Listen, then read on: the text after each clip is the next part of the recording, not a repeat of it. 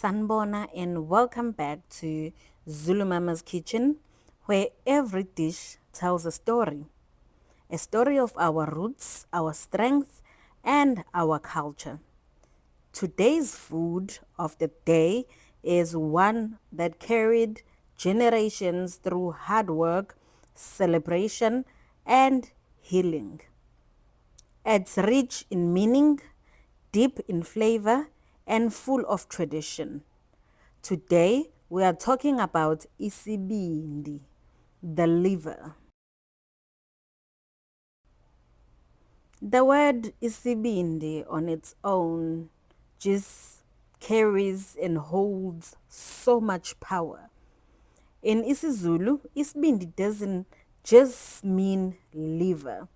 It also means bravery or courage. When you say unesibindi, we are saying to someone, you are brave. And when we cook and eat isibindi, we are feeding both the body and the spirit. Traditionally, Zulu elders believe that eating isibindi gave a person strength and boldness. It was often given to young boys, warriors, or those who needed to regain energy after sickness. They would say, Isibindi saka amandla. The liver gives you strength. Now, let's step into the kitchen. Can you smell that? That rich, comforting aroma of onions frying, garlic sizzling, a sprinkle of spice filling the air, or just salt being sprinkled.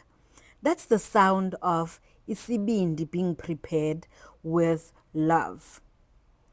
In many Zulu homes, it starts with a simple process. Fresh beef or chicken liver is washed, cut into pieces, and seasoned with salt.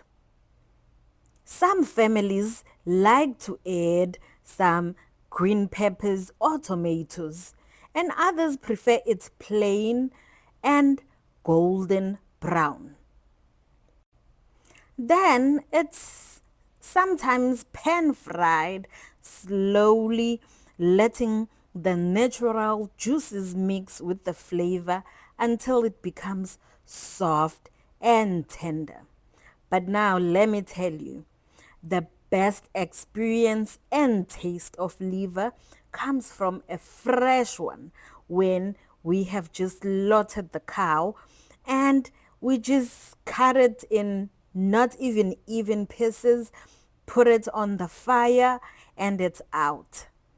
And it's often enjoyed medium to rare.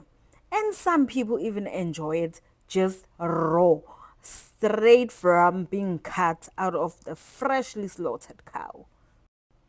Sometimes some people would add a bit of sauces of their choice. Now people are adding cooking cream to it just to make it more flavorful and get that gravy to pair it with their bread, garlic breads, and some will enjoy it with uputu or ujeke.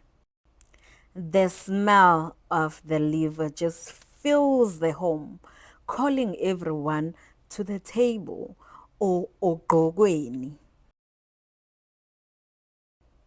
So, next time you see liver on your plate or somebody invites you to share the liver on ugogo, remember it's not just food, it's isibindi, a dish that feeds the heart, strengthens the body, and reminds us to be brave in all that we do.